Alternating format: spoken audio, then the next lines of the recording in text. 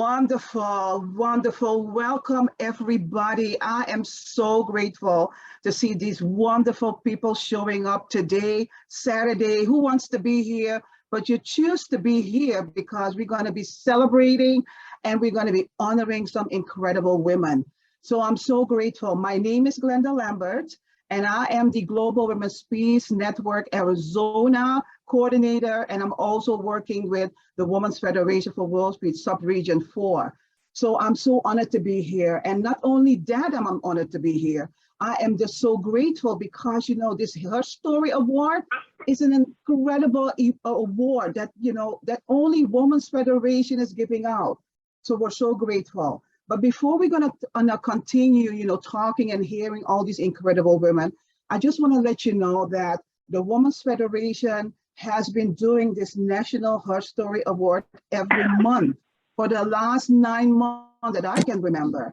And they have been bringing in all these incredible women sharing their heart, their love, their crises, their challenges, and to really share with us so that we can learn from that. So if you're here for the first time, be ready for something great and be ready for something wonderful to listen. So with that, I'm just going to say that, I want to really have an opportunity now for you to hear our president, Angelica Selly, who will be sharing with us about the HerStory Award and also explaining a little bit more about what is the Global Women's Peace Network. Welcome again, and so grateful to see everybody here. Good afternoon. I believe we have a video for that part. Can we begin that, please? I will speak a little later. Thank you. Welcome everyone to our wonderful HerStory Awards ceremony. Congratulations to all awardees for your presence today, and thank you for coming. Just a brief comment. As we live in most perilous times and transitional times of humanity, and each of us are going through so many challenges, I believe that this HerStory Awards ceremony program will be a catalyst for new vision and hope. Why? Because we will be hearing these stories behind the story. And so I hope also that the Women's Federation, I believe, in fact, the Women's Federation has been birthed for such a time as this. And that's why I'm very happy to introduce you a little bit the heart behind the Women's Federation and the founders, so we see the context. And I'm going to share my screen with you as we speak. I hope you can see this. Sorry, I'm going to put full screen from the beginning. Here we go. You can see that? Yes? All right.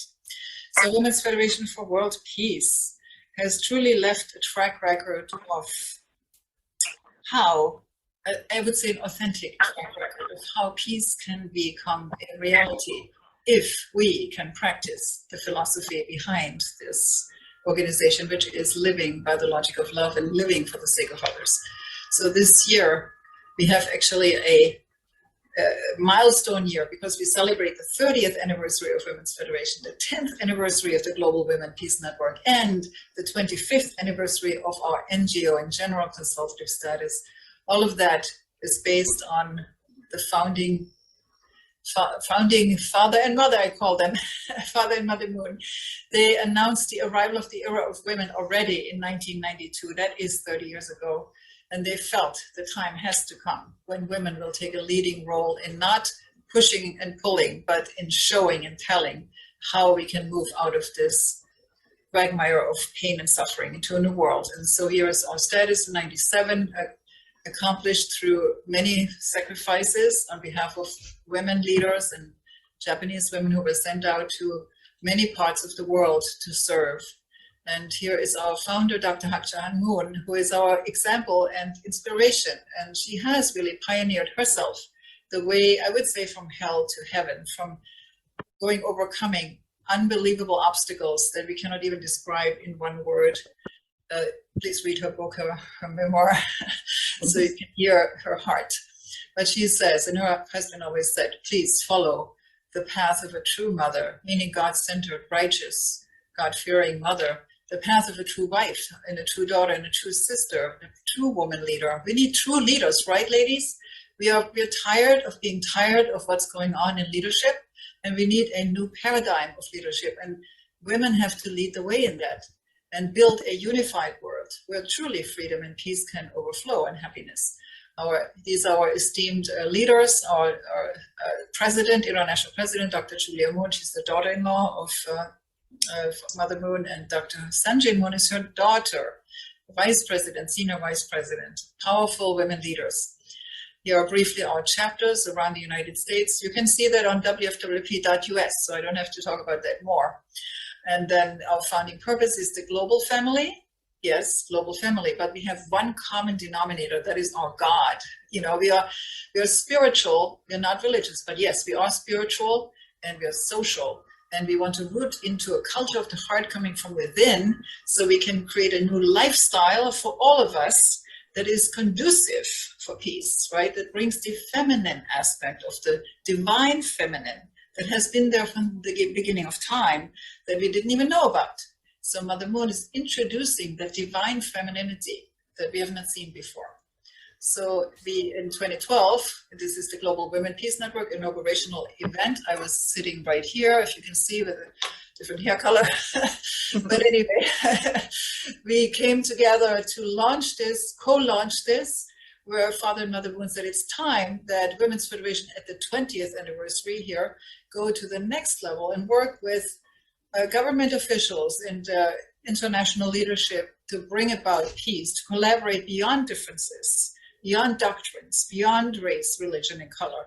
And so they said it's time to collaborate in harmony. I call it the network of the heart, if you will. That's what I'd like to see.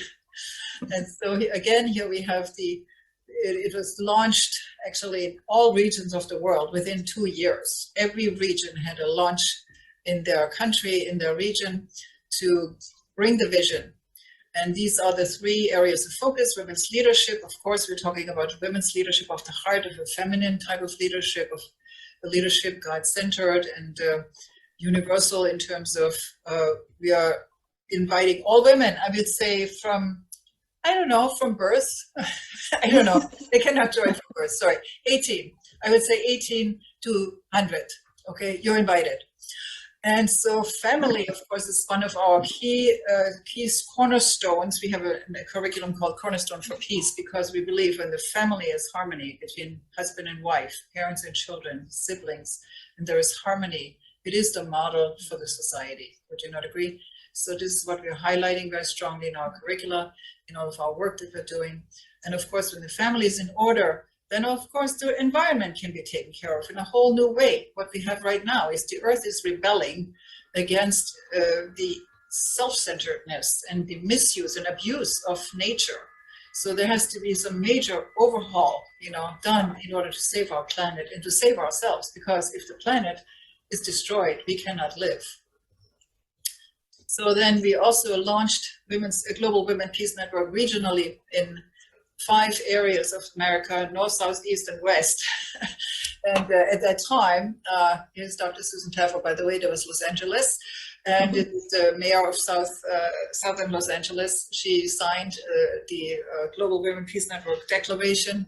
We also created the HerStory, the Global Friends feature. People can join if they agree with the tenets and become global partners with us. So you can see these are really global women right here. All the speakers in our events were truly extraordinary, in spirituality and professionalism. And so we invite you also, those who are leading an organization, to look this up on the website, www.us/globalfriends. There's a nice video for you to look at. And so we also introduced, we had the Story Awards given. The HerStory Award started actually in 2011. We've given it at every assembly, annual assembly, and also the regional launches. And this year, 2022, we elevated it to the national level.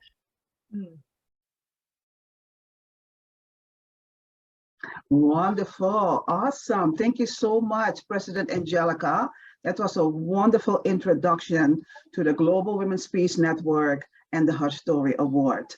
And that is why we're here for today, to really celebrate 3 phenomenal women that have gone through a lot in their life, ups and downs, and risen like a phoenix back, so that they can share with us their story, their show and tell.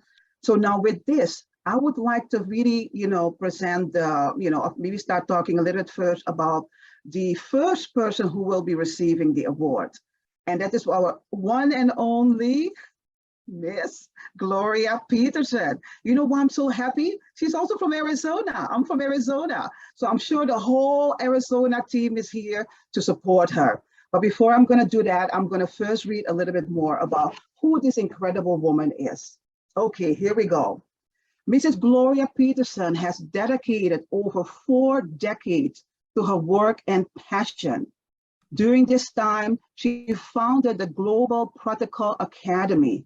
Previously, she spent 16 years in civic and corporate roles developing her professional presence, business etiquette, and international protocol experience. After her stint in the corporate world, she received the industry-related training and certification needed to develop her entrepreneurial vision. She continues to train extensively in the image, etiquette, and protocol fields. Wow, that is an amazing background here. So because our, Global Women Peace Network, I will have to really say the Women's Federation chairwoman is not here today, Ria Nukuli. So she asked me to read her personal note to everybody else here regarding Gloria. Here we go. Gloria is a motivational speaker and expert in connecting people with each other. She is a mother who is willing to give up everything for her children's safety and protection. Her passion to help and make others succeed is commendable. She embodies the essence of a great leader and willingness to make her team shine. Her support to the Global Women's Peace Network Tea with Intention in Arizona and her work in getting the media challenge to come to our Bridge of Peace event makes the celebration truly phenomenal. Miss Gloria Peterson is someone you should know in Arizona and beyond. I also want to add that her exuberant, loving, kind, and never giving up attitude is what makes her so extra special. She's a survivor and always lands on her feet. We are all so grateful to have such a sister in our Global Women's Peace Network family. And with that, I would like to ask our President, Angelica Selly, to read and present the award to Miss Gloria Peterson. It is truly my great honor, Gloria, to give you the HerStory Award, the national level HerStory Award, today on this September 3rd. So the HerStory Award of the Women's Federation for World Peace USA hereby recognizes Gloria Peterson on this day, September 3rd, 2022. We honor your commitment to inspiring and motivating others to discover their gift based on your journey of overcoming unimaginable challenges. We applaud your service to the community filled with love and compassion and so much more. So congratulations, Gloria. The floor is yours. Thank you very much. Okay. Oh, there we are. Okay. I'm just, I'm just stuttering inside of me right now because of all I just heard about me. I thought, oh my, that's me. We all have moments when we're challenged. We just do. And in fact, societies around the world are probably challenged right now more than they've ever been. So within those societies, I think what we need to do is we need to focus on the Shero, and that's hero with a S, S-H-E-R-O, because they're everywhere. And that's what we need to focus on because they're the examples for us to follow. I share 3 of my experiences with you because they were my near-death experiences. And certainly my life has not been limited to these particular experiences. And sometimes I reflect back on how I handled them. And I even surprise myself and I think, I can't believe I did that. And so you kind of get in the moment. And I think it's the attitude that you have about yourself because I've always considered myself very ordinary, nothing special. And I kind of was raised in that kind of environment as a child, as the oldest of 6. I was just ordinary. And then I get faced with these challenges, and they taught me who I really was. So welcome the challenges, because without challenges, you'll never know who you really are, because who you are is how you handle them. And when you listen to the stories that you're going to hear today and at other events that the Peace Network puts on, I stumbled there for a minute, I apologize. They're different for everybody, but there's a nugget in there for you. They've taught me my great lessons. I've learned to appreciate my grit and my determination, which took me beyond feeling ordinary anymore. So I'm gonna share 3. When my son was 5, and certainly he's a young man with 5 children right now, but when he was 5, we were at Clearwater Beach, Florida. And he's in the ocean and he's paddling. But, you know, I'm standing there at the shore expecting him to paddle towards me, but he's not. He's going backwards. And then I thought, this doesn't look right. This doesn't feel right. So I told my daughter, who was on the beach, stay still. I went into the water, went to get my son. But as I did, there was a drop off and there was these breakers that create an undertow. And if you've never felt the force of an undertow, it is strong. I knew we were in trouble because the undertow was pulling us out to sea. And I didn't want to panic. And I didn't want my son to panic, because if we both panicked, that would be it. However, my mind, this is how I don't know how I work. My mind didn't panic. My mind instead reflected on a surfing lesson that I'd had 10 years prior. And in that surfing lesson, I was taught how to catch a wave. And so the waves were building because the storm was coming. So I decided I'm going to catch the next wave. And I told my son, paddle as hard as you can when I say paddle. So the minute that wave got there, I reflected on that experience, and I caught the wave. We paddled enough forward that I could dig my toes into the sand before the drop off. And that's how we survived. You know, I think about it sometimes. I think, who thinks to do that when you think about it? Another is I'm a cancer survivor. Had no idea I was sick. Ended up in the hospital one night, had been misdiagnosed about 3 times prior, had a tumor that was on the verge of bursting. Had no idea. I had no warning. If I'm going to get anything, it's going to be rare. And it was a rare cancer. It's called carcinoid. And, but I, you know, obviously I survived it because I got there just in time, and that's a story within itself. But what it taught me is what stress does to the body. And when they told me the cancer in my body was about 7 years old, and I reflected back 7 years, what was going on in my life? Well, I'll tell you what was going on in my life. I was the victim of a senseless act of violence. And so that was the end result of that. It wasn't over.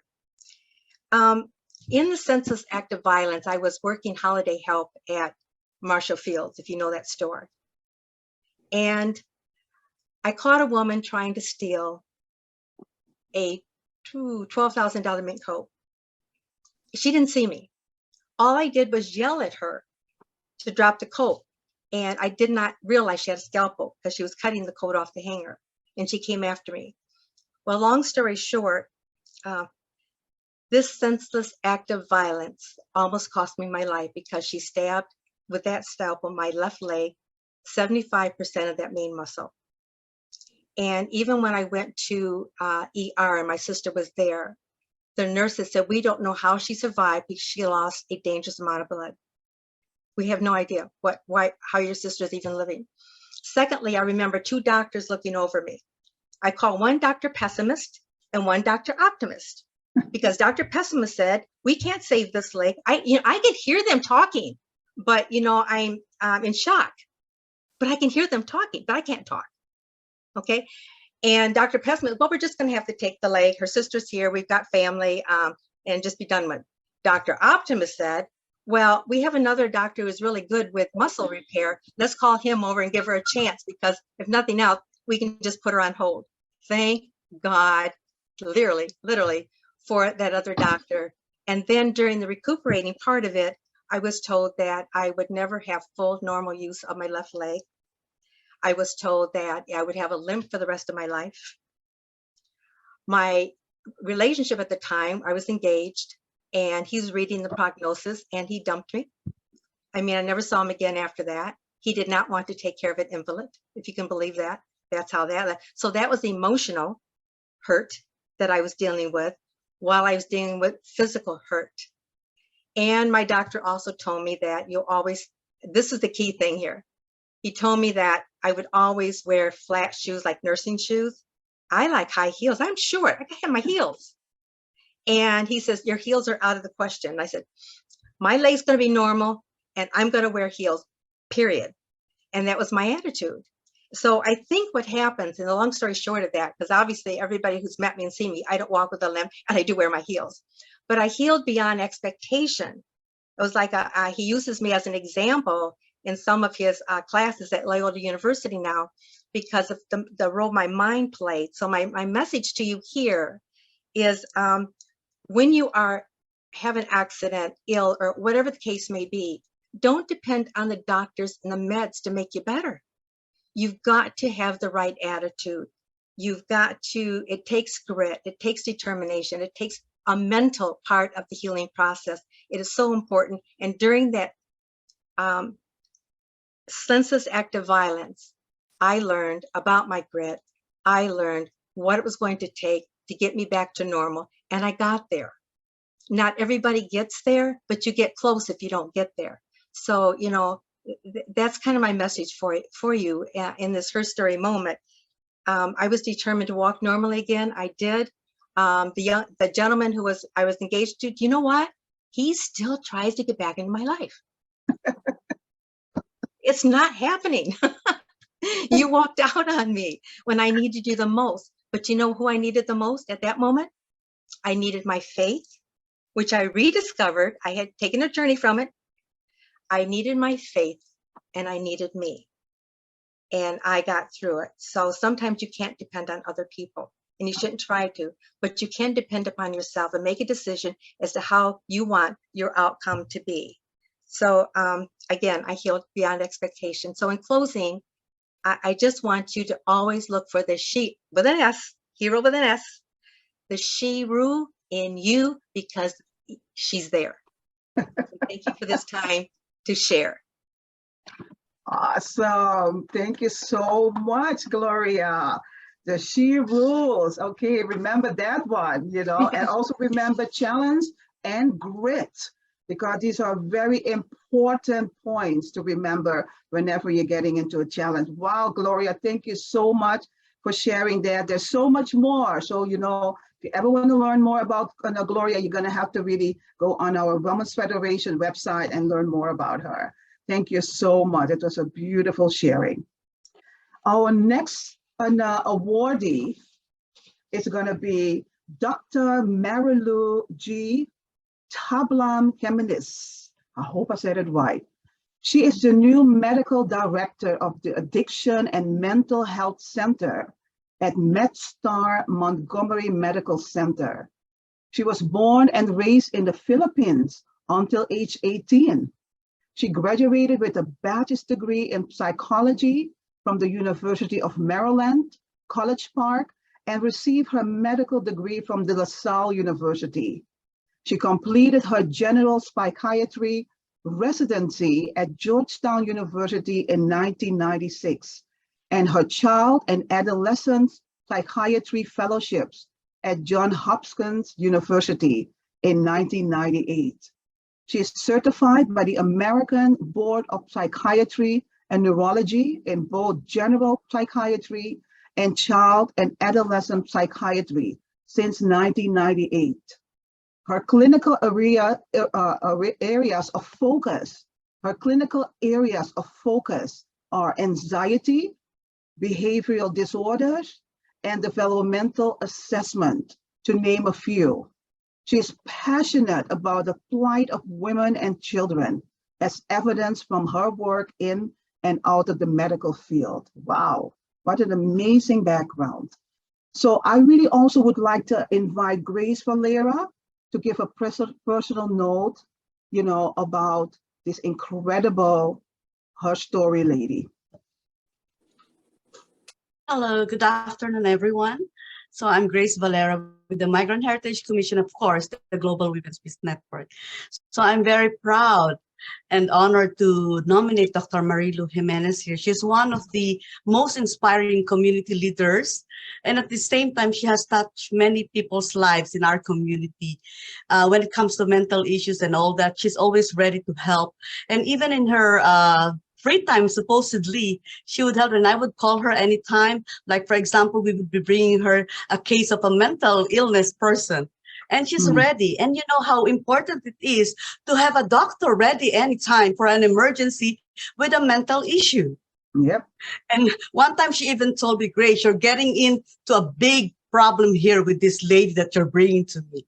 And I remember that, but then we persevered simply because I'm very confident that she's always around to help us. And she did. The lady got better. Thank you, Dr. Jimenez, for that. And at the same time, I've learned something from an adage here that you have to learn to appreciate people who succeed.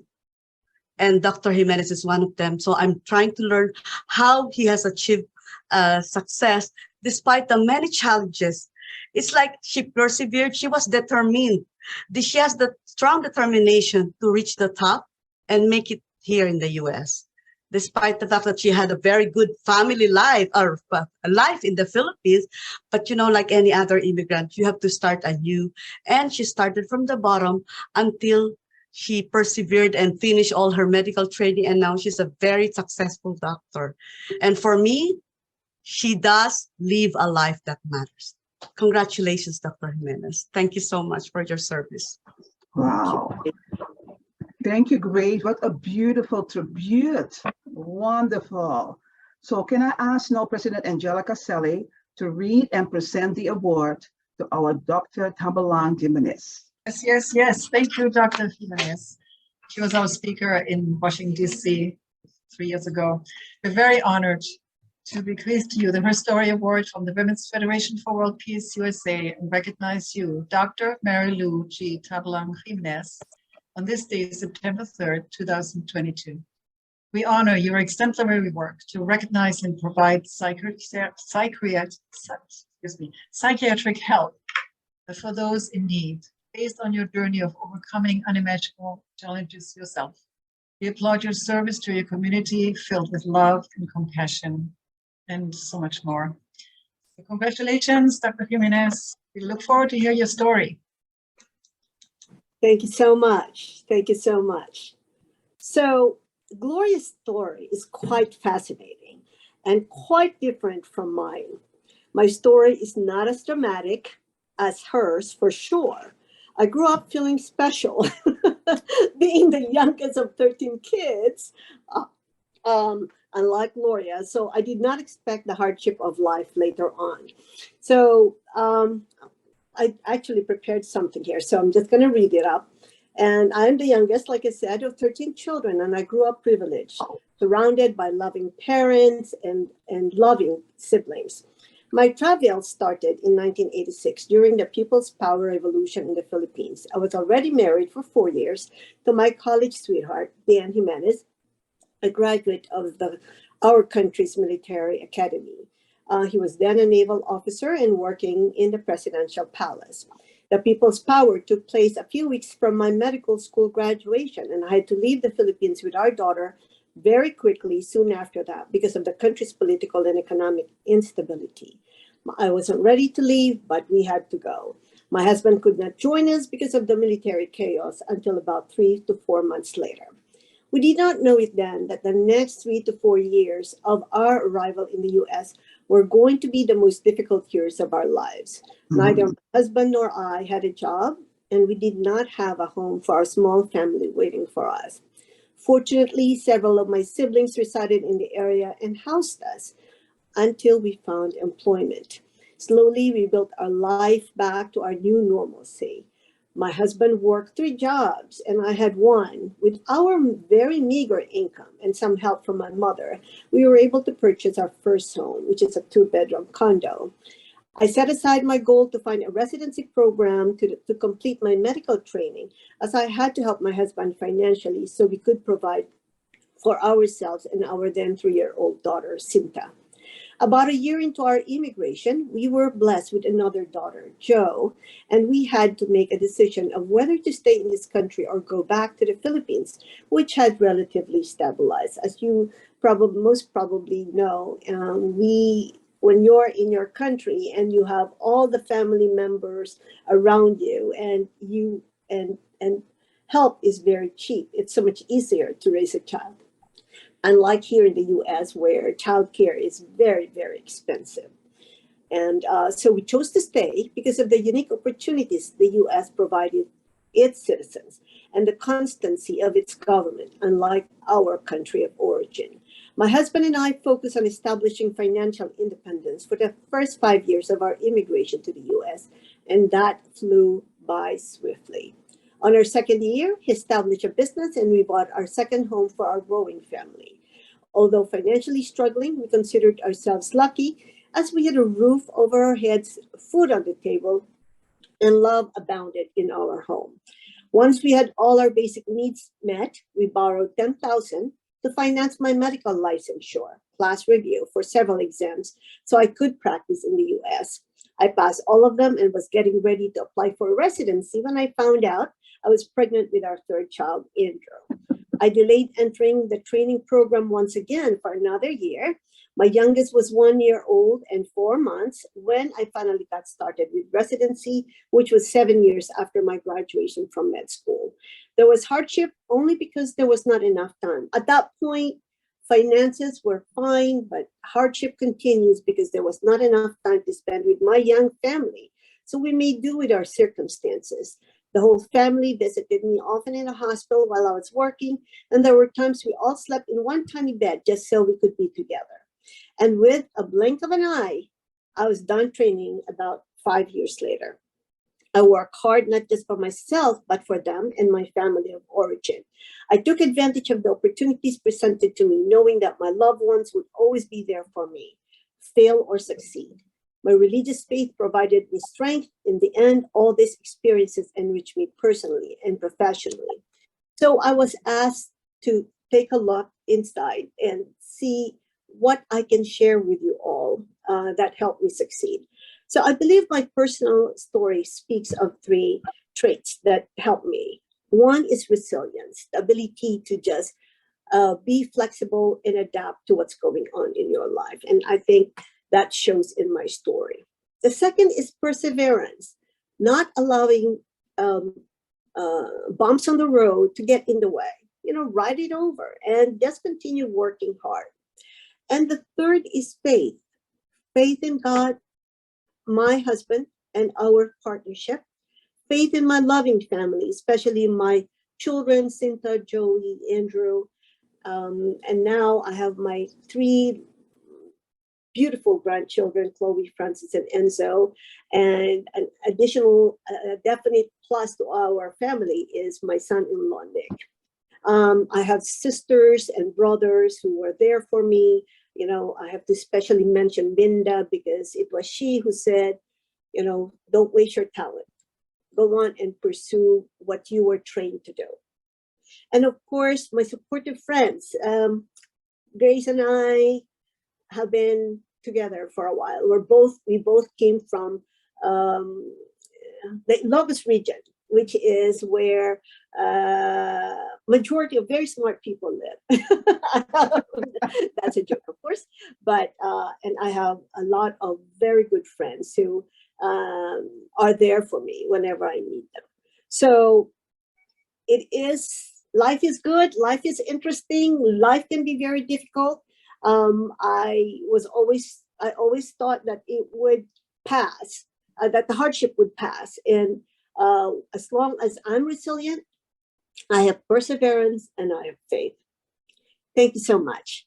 Oh, wonderful. Dr. Jimenez, what a beautiful story. I remember resilience, flexibility, perseverance, and faith. Wonderful points to remember anytime you're going through some challenges. Thank you so much. That was a beautiful sharing. Really appreciate that. Awesome. So we're going now to our next person, and that is such an wonderful, wonderful experience here. Just being here, listening to all these incredible stories, and then feeling like I'm part of these people, their life. There's something little bit that I see that I can, connect with. And I'm so grateful that we can all be and, sharing and celebrating also this very special time with them. Well, our last but not least person is going to be Miss Donna Page Riley. So there we go. Miss Donna Page Riley, also known as the Etiquette Lady. She is the founder of Page Etiquette Seminars, LLC, a company specializing in business and school etiquette, image consulting, and personal and professional development training. She has over 25 years experience in the etiquette and image fields. She is a nationally recognized as an etiquette expert and image consultant. She has traveled extensively and provided training, does a lot of speaking around the country. She's also been a guest on several radio and television programs. And she hosts her own blog talk radio program titled, What is Etiquette Anyway? Great title. She has an extensive writing background and has written numerous general etiquette columns and developed training materials for both adult and children learners.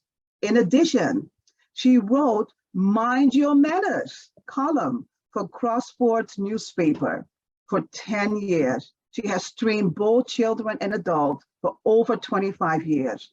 She's also an inspirational and motivational speaker, and her vision is to make the world a polite place to live. Amazing, amazing, amazing. Thank you so much for sharing this wonderful biography. Now, before we're going to hear her story, we're going to have Dr. Uba Osimiri share a personal note about this amazing HerStory lady.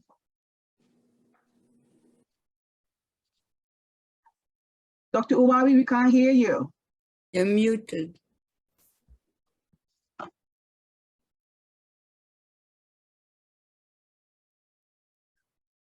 Sorry, Dr. Uwa, I think your sound might be a bit low. We can't really hear you. You're unmuted, but your sound is not clear.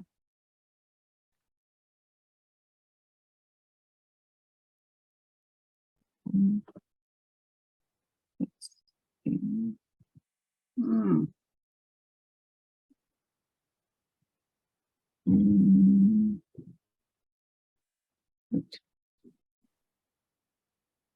Oh, no, still we can't hear you. Yeah. Let me see.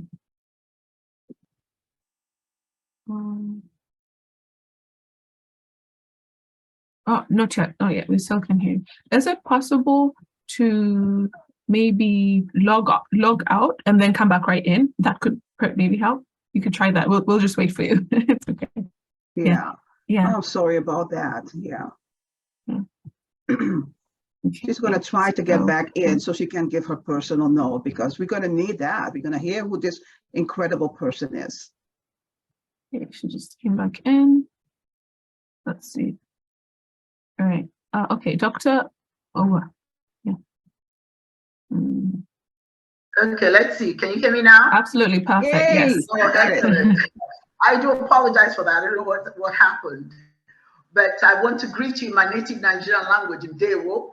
Ndewo is a word that means long life to you. And that is what I pray for all of you. It is certainly good to have you back, President Angelica Selly. It is both an honor and a privilege to share my personal thoughts about a woman, quite frankly, I met not too long ago. But in the short time that I have known her, she has become a role model of note, a true woman of merit in my book. I would like to thank Sabine Kouassi for this wonderful introduction. It has been an unequivocal joy to meet Donna Page Riley, who is also a member of OMSI organization, serving as a commissioner and trainer. Through her, I have added to my repertoire the importance of communication, an important aspect of our interpersonal relationships, have gained insight into the significance of proper interaction without prevarication and misrepresentation. Donna has distinguished herself as a very calming presence, and she listens to one's perspectives without the need to be heard. She just listens. Instead, she calmly hears your points before any utterance, a quality many do not have, I must admit.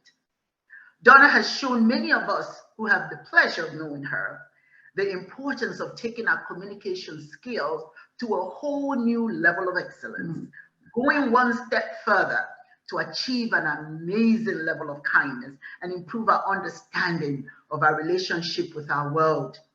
Donna is remarkable because she presents both sides of an issue and gives one the opportunity to think through every matter. The value of her work has earned her, as you mentioned earlier, the etiquette lady. I am sure that many of you all know a great deal about this component of her character, and that there is more to Donna than all I am stating here.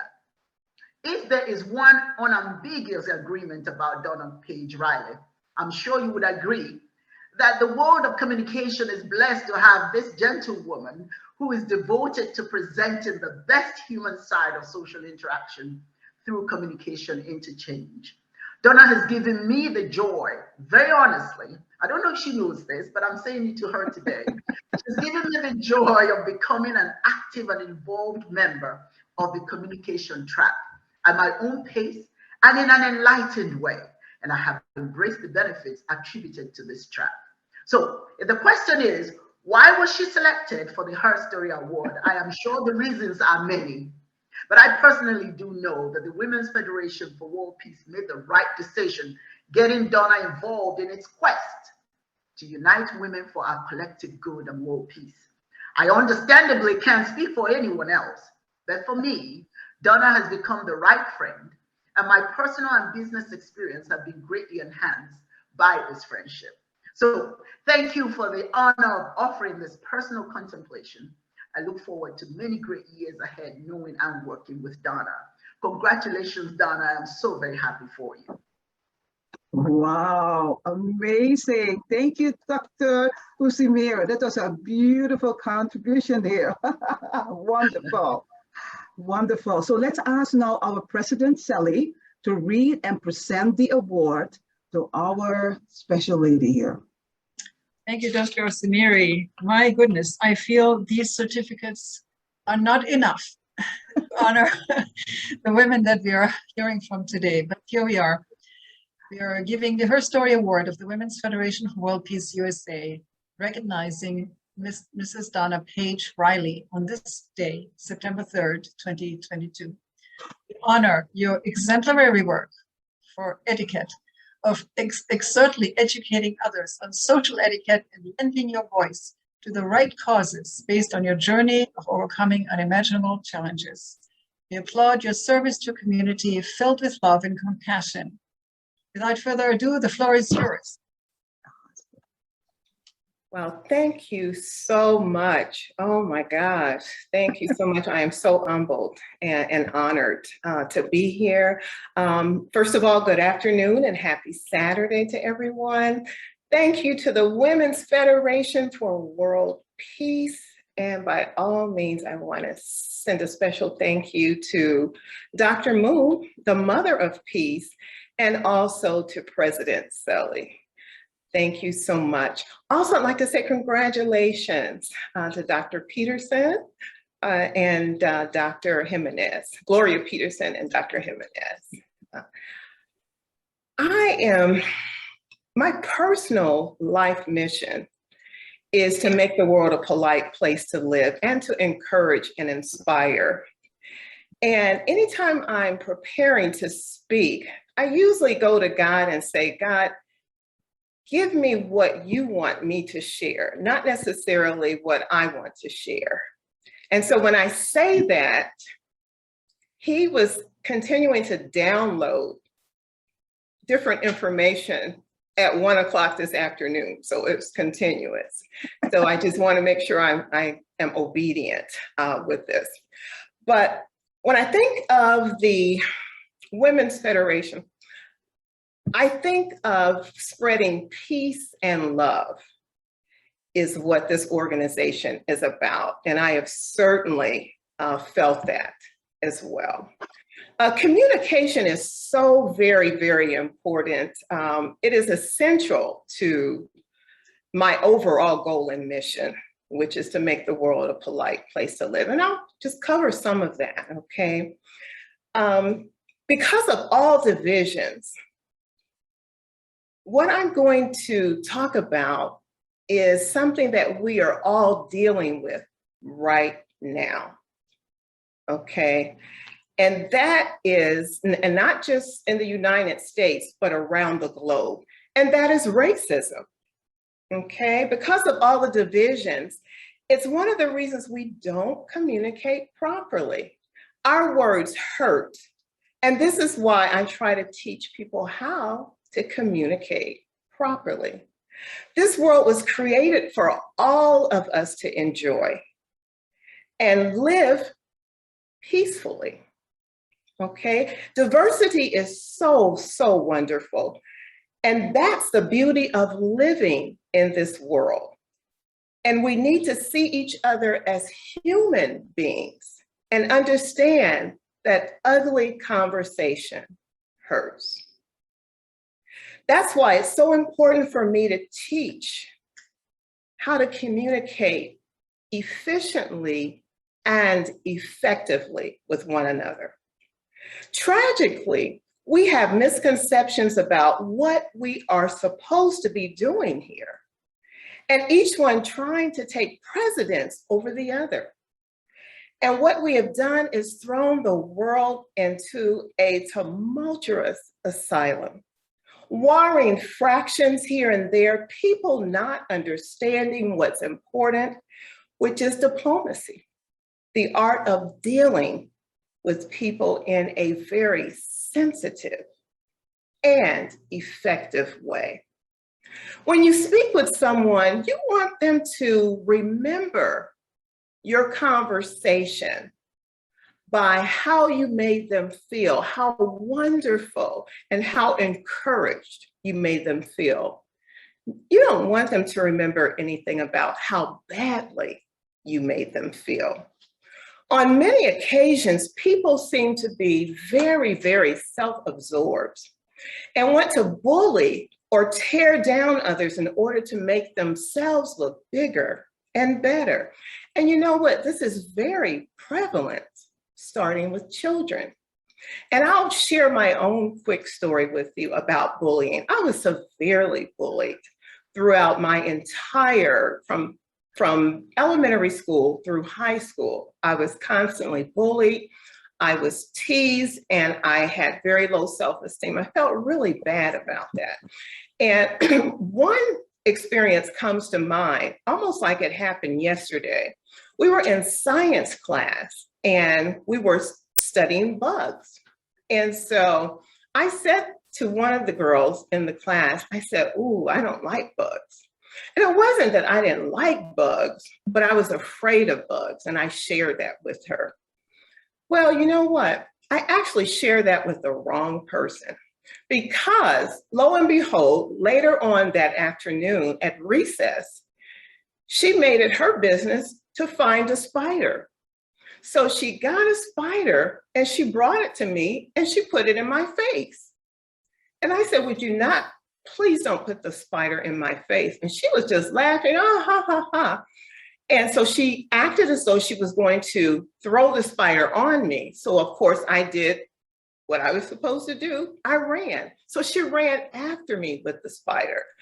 That is certainly bullying at the third degree, okay?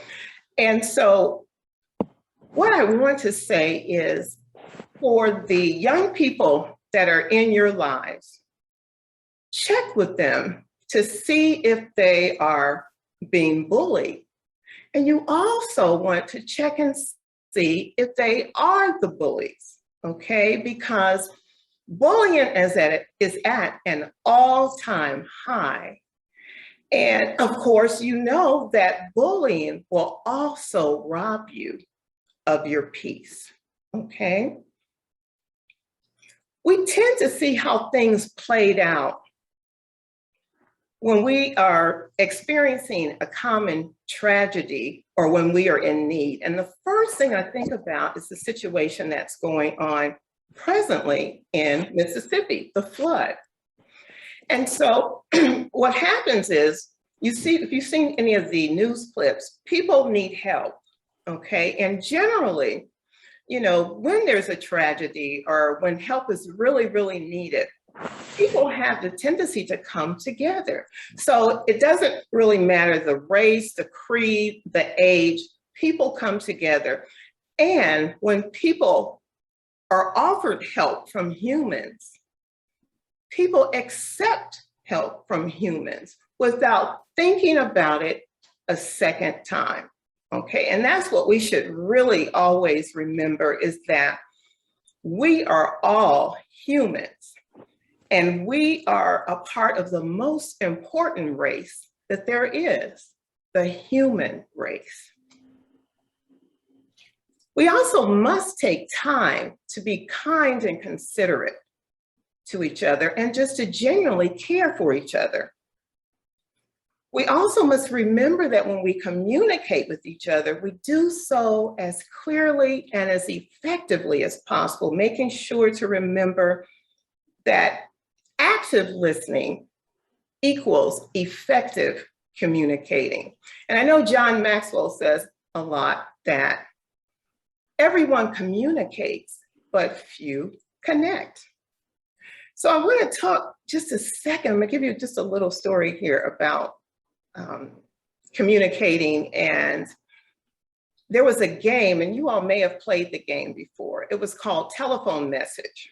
And so what happens is there could be 5 or 6 people a part of this game. The first person actually creates the message.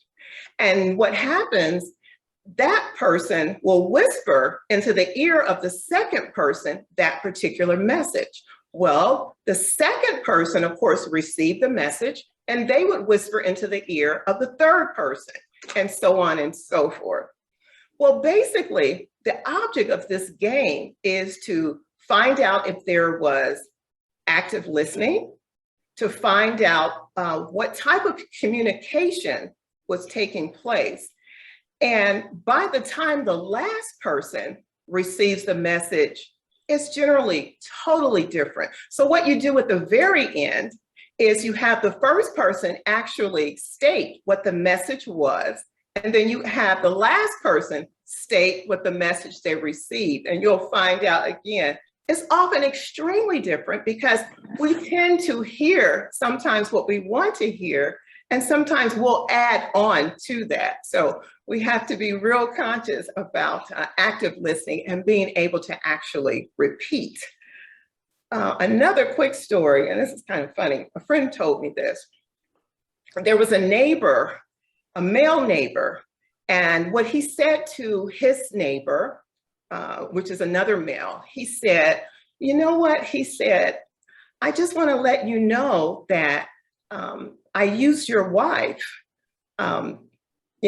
today when you weren't home. And he was like, you used my wife? Can you repeat what you said? And he said, oh, sure, I used your wife today because I couldn't use my own wife. And of course, he looked at him like, what? So this neighbor went to his wife, and after he blasted her and called her all sorts of names that I dare not even begin to repeat. After all of that was done, what happened is he actually used his Wi-Fi because he could not use his own Wi-Fi. So there we have it, another breakdown in communication, which I'm sure he felt so much better to find out that his wife wasn't used. It was only his Wi-Fi. So I want to, in closing, Maya Angelou said, I've learned that people will never forget what you said. People will forget what you did, but they will never forget how you made them feel. So we want to make sure that we are encouraging to one another so that when people leave our presence, they are encouraged with kindness. And I usually like to end by saying, feel good about yourself, be considerate of others, and be the best you can be. And I say that in that particular order for this reason. If you do not feel good about yourself, more than likely, you're not going to be as considerate of others. And when you're not considerate of others, you're actually not being the best that you can be. Oh. Thank you so much. God bless. Oh, thank you. That is a beautiful sharing.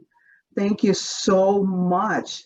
I've learned one thing, and that is, I love that part where you were saying active listening equals active communication. That is huge. Thank you so much, Mrs. Riley, for really sharing all of these wonderful gems with us. And your own experience was really touching to my heart. Now look what you are today, such a vibrant woman. Wow, beautiful. Thank you so much. Oh my goodness, I wish we could all share, you know, and meet each other and really sit down and even get some more information. But I hope maybe one day we can all meet again in a big conference where we can meet in person and we can truly have the one-on-one with each other. But you know, what we all heard right now was just an amazing story. 3 incredible HerStory ladies were sharing with them their heart, their challenges, and how they rose above all the difficulties. So ladies, thank you so much. We're so honored to offer you with these beautiful rewards. Oh my goodness. So let's go now to President Angelica Sally. She's going to give us our final remarks, but I want to tell you, don't leave yet, okay? Because we have some incredible things to say after her. And I really want you to hold on there because I know sometimes you want to leave. I already heard the ladies, but no, please hang in a little bit there and we can share a little bit more what we really have and that we want to give to you.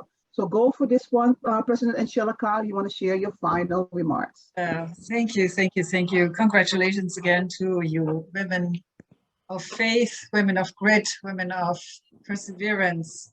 And yeah, I would say that I believe that women are really the only creatures, if that's the word, in a good sense, right? Who can even solve problems like we've just heard today. We have heard unimaginable stories of overcoming, of believing, of going into yourself, believing yourself the hero. We heard about grit, challenges of immigration and any kind of loss and pain. But this is all the same story of women in history, right? We represent all the women in history before us, hopefully not after us. That's why we are here, right? Right now for Somebody is talking. So yeah, so we hope that we in the Women's Federation can turn the page together and bring solutions. That's what I also like to say, that women are solution experts, right? There is no book that can give you solutions to what you just shared. And thank you also, you know, the one last speaker, Donna Page. I feel that women also need to speak the truth. You know what I mean? Only the truth shall set us free. And to do it in a reasonable, kind, and etiquette way that you're teaching.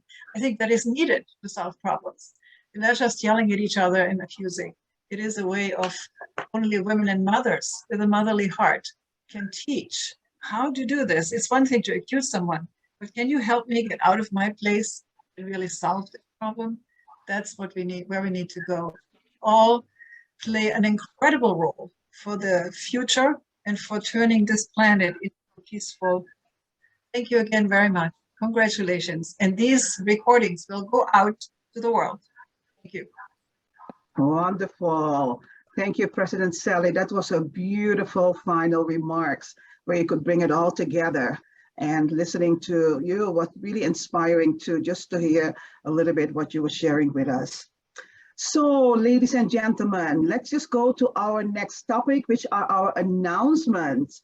So now you must be wondering, oh my gosh, I'm so excited what I heard. It's my first time. I don't know what to do. Please go to www.gwpn.us.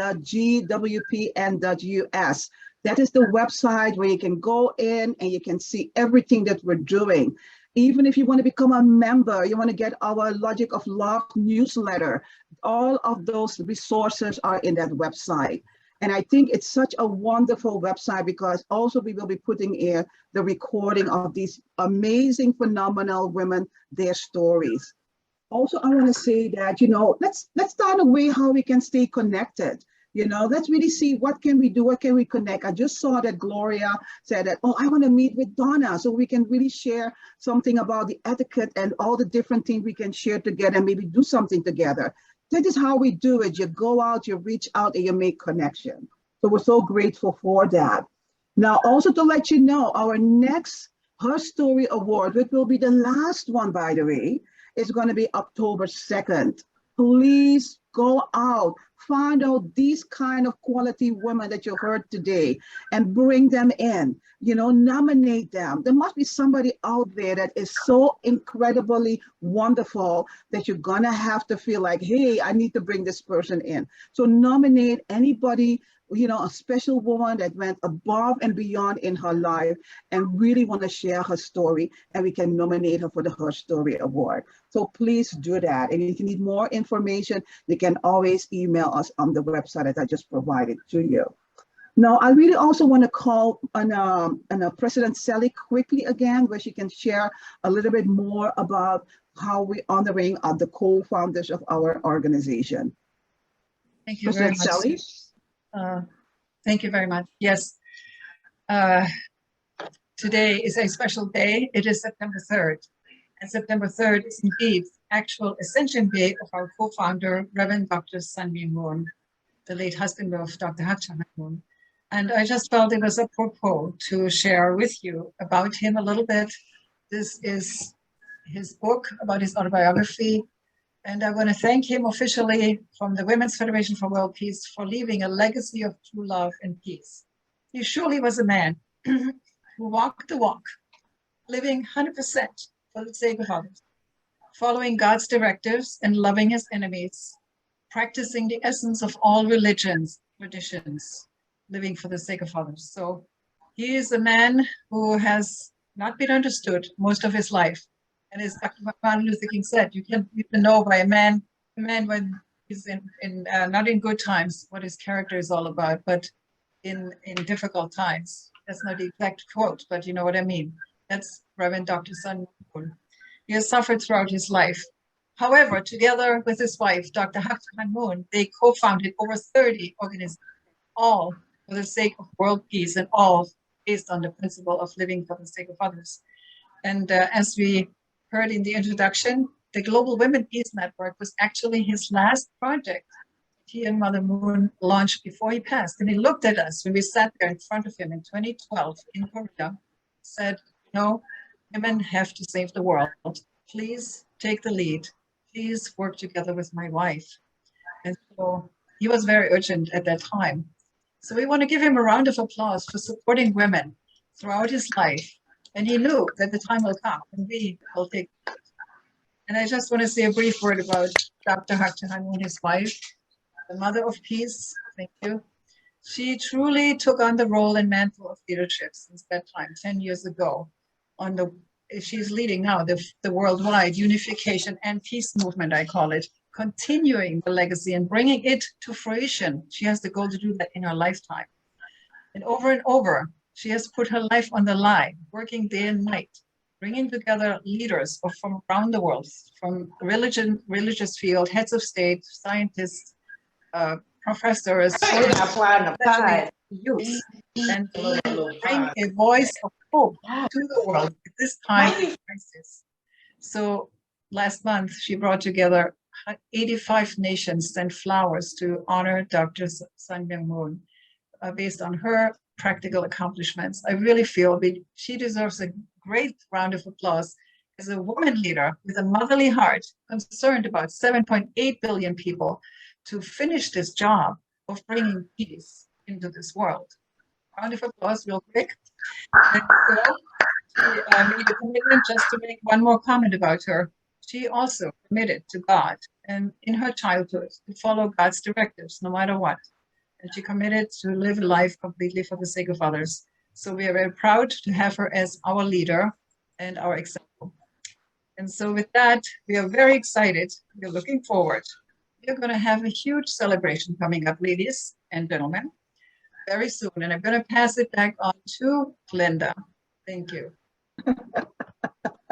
Awesome, wonderful. Thank you so much for sharing those two wonderful books. If you ever are interested in getting a book, please use the email, the website, and you can then see how you can get one of those books. Well, I have to tell you, October is coming, ladies and gentlemen. We're going to have an incredible, incredible conference. And you know why? All these monthly series of the HerStory Award are just culminating towards the biggest event ever, which is 30 years anniversary of the Women's Federation and the 10th year anniversary of the Global Women's Peace Network. We're going to all celebrate that together. And the title is Radiate, Honor the Past, Celebrate the Present, Building a Future. So I really want to invite everybody, October 22nd, 2022, we will be having this incredible, wonderful 30 years and 10 years anniversary celebration. We have incredible speakers. We're going to have raffles. We have a wonderful people speaking and being there. Invite all your friends. And I think also Yumi did a great job. You can register today. You can go on the website here, and otherwise you can also text. It's interesting, you know, because I'm not a text person. So, but for all the young people out there that are really techie, please go for it and text how you can become part of this incredible event. And with that, I just want to thank all the incredible speakers. I am so touched and I'm so moved by listening and hearing your stories.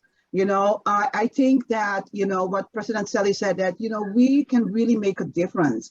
Just listening, as our, you know, previous speaker said, and truly effectively communicating. That will create the kind of peace we're looking for in the world. Thank you so much for everybody attending. But before we go, I want to say, let's first make a picture all together. We don't want to leave without making a picture. So I'm going to leave it up to Yumi when she will tell us when we're ready or not. Please show your beautiful faces, your beautiful smiles, so that you can make a picture. It's going to go in history. So please. Show up. Yeah. Okay. Let's see your beautiful faces, your smiles, turn on your cameras if you're able to. Yeah, so we have 2 slides. So I'll start with the first slide and then we'll go to the second one. All right, so let's go. 1, 2, 3, smile. Okay, one more. Okay, one more time. Wait, give me a second. Okay, let's go to the next page. Yeah, okay. Okay, keep your cameras on, keep your smiles going. Okay, one more. Perfect, thank you so much. Awesome, thank you, Yumi. Okay, let's celebrate, ladies. We're celebrating our 3 very special ladies, Miss Gloria Peterson, Miss Donna Riley, and of course, Dr. Jimenez. So grateful that you were here to share your incredible stories. And we will remember all of that because you are in our hearts. And also you're part of our sisterhood now. So we really want to celebrate you. And thank you everybody who came here. I see wonderful faces like Reverend Beryl and Jackie and Vicky and Shirley. Oh my goodness. I'm so happy you all came. Thank you so much. Okay, let's rumba.